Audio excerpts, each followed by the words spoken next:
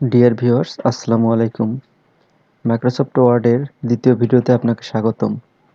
আপনি যদি পূর্বের ভিডিওটি না দেখে থাকেন, তাহলে দয়া করে ভিডিওটি দেখে নিন।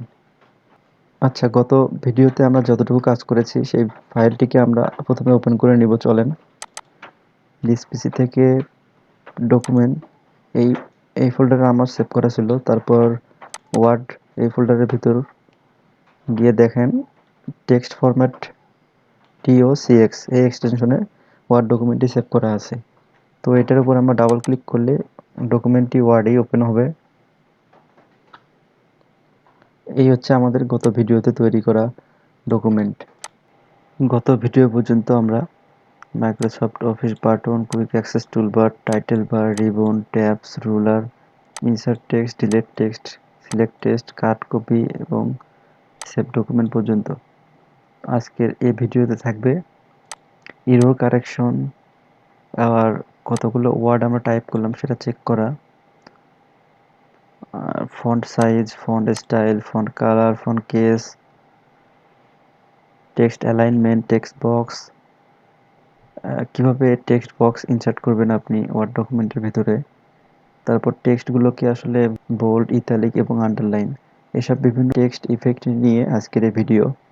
তো চলুন ভিডিওটি শুরু করা যাক। প্রথমে আমরা চাচ্ছি যে আমাদের এই সম্পূর্ণ টেক্সটগুলোর সাইজ আমরা পরিবর্তন করব। তো সেক্ষেত্রে আমরা সম্পূর্ণ টেক্সটগুলোকে সিলেক্ট করে নিলাম। এরপর এখান থেকে আমরা নিজেদের ইচ্ছে মতো সাইজ নির্ধারণ করে দিতে পারি।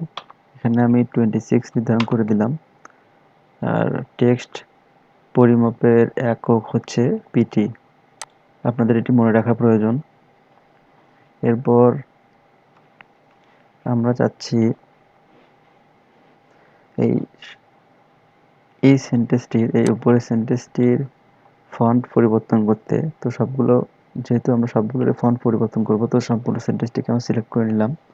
এরপর এই ফন্ট অপশন থেকে আমরা ড্রপ ডাউনে ক্লিক করে বিভিন্ন ফন্ট এখানে দেখতে পাচ্ছি। আমরা নিজেদের ইচ্ছা মতো পছন্দসই একটা ফন্ট সিলেক্ট করে দেব। আমি এখান থেকে অ্যালেক্স সিলেক্ট করে দিলাম। দেখেন, এই কুইক ব্রাউন ফক্স, জামশাপাদ, লেজি ডগ, এই যে ফন্ট, এই ফন্টগুলো হচ্ছে আপনার ক্যালিবেরি বডি, আর এই ফন্টটি হচ্ছে অ্যালেক্স। তো দুটি দেখতে দুই রকম, এভাবে ফন্ট আপনি চেঞ্জ করে নিতে পারেন। এরপর আসি এই সেন্টেন্সটির সম্পূর্ণ ফন্টের কালার পরিবর্তন করে দিতে যাচ্ছি। তো সেক্ষেত্রে আমরা এখান থেকে ফন্ট কালার অপশন থেকে বিভিন্ন কালার নির্ধারণ করে দিতে পারি, অথবা আপনি মোর কালারে গিয়ে নির্ধারণ করে দিতে পারেন। এখান থেকে আমি লাইট গ্রিন কালারটিকে সিলেক্ট করে দিলাম এবং ওকে দিলাম। দেখেন ফন্ট কালার চেঞ্জ হয়ে গেছে। এর পরবর্তী কাজ হচ্ছে আমরা এগুলোর টেক্সট কেস কিভাবে পরিবর্তন করব, অর্থাৎ এই সেন্টেন্সটির প্রত্যেকটি ওয়ার্ড বা প্রত্যেকটি লেটারের আপার কেস হবে না লোয়ার কেস হবে, এটা আমরা কিভাবে নির্ধারণ করব।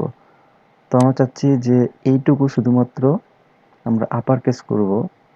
তো এইটুকুর জন্য আমাদেরকে চেঞ্জ কেস অপশন থেকে, যেহেতু আপার কেস করব, তো আমরা এটাকে আপার কেস সিলেক্ট করে দিলাম। এরপর আমরা যাচ্ছি এইটুকুকে সম্পূর্ণ আমরা লোয়ার কেস করব।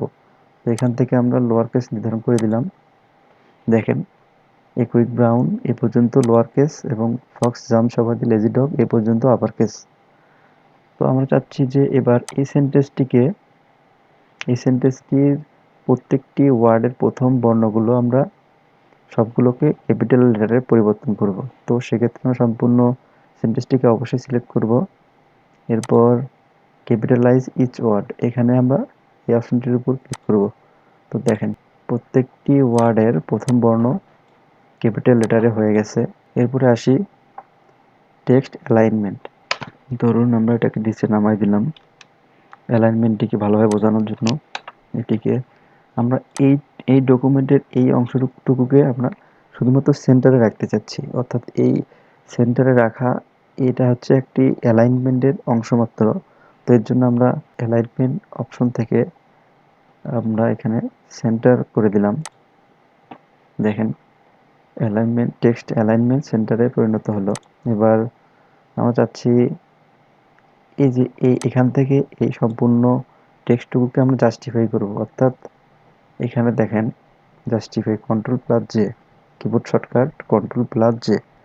আমরা এটাকে প্রেস করলাম, দেখেন এই কুইক ব্রাউন বক্স আমি সবাই লেজি ডগ এটা জাস্টিফাই হয়ে গেছে। এরপর আমরা চাচ্ছি যে এই যে লেজি ডগ এইটুকুকে আমরা হাইলাইট করতে যাচ্ছি। তো সেক্ষেত্রে আমরা এখান থেকে টেক্সট হাইলাইট অপশন থেকে এখান থেকে আমি ডার্ক ইয়েলো কালারটি সিলেক্ট করে দিলাম। এখন টেক্সটটি হাইলাইট হয়ে গেছে। আমরা এবার চাচ্ছি যে হাইলাইট কিন্তু টেক্সটের কালারটাকে পরিবর্তন করতে। তো সেক্ষেত্রে আমরা এটাকে সিলেক্ট করে নিলাম।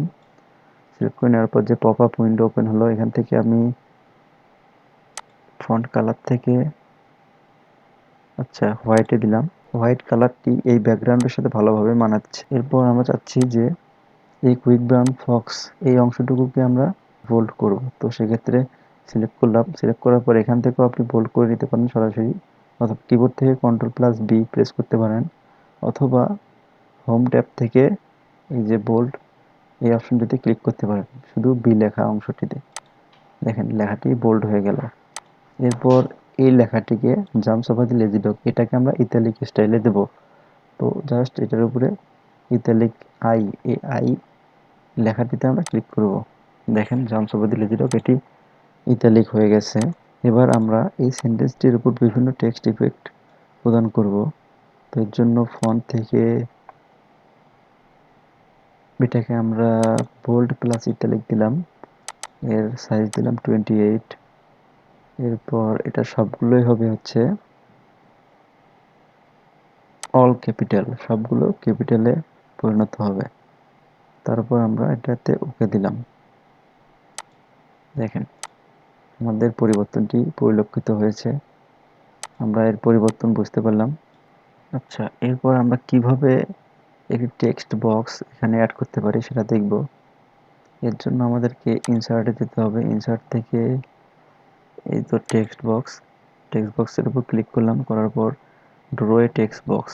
এখানে আপনি আপনার নিজের ইচ্ছে মতো টেক্সট বক্সের সাইজ নির্ধারণ করে দিতে পারেন, অথবা ডিফল্টভাবে কিছু টেক্সট বক্সের সাইজ দেওয়া আছে, আপনি সেগুলো নিয়েও কাজ করতে পারেন। তো আমরা প্রথমত এখানে নিজেদের ইচ্ছে মতো একটি টেক্সট বক্স ড্র করব। আমি এখানে এই টেক্সট বক্সটি ড্র করে নিলাম। এরপর আমি এখানে টাইপ করব a quick EROWN FOX jumps over the lazy dog. I have my COUNTRY country very much CH। আমি এখানে নিজের ইচ্ছায় টাইপ ভুল করতেছি। এখানে আমরা কিভাবে এই ভুল করার শব্দগুলোকে সংশোধন করতে পারি সে বিষয়ে এখন দেখাবো। তো চলেন সেটা দেখে নেওয়া যাক। আচ্ছা, তার আগে আরেকটি সেন্টেন্স টাইপ করে নেই। I am a student of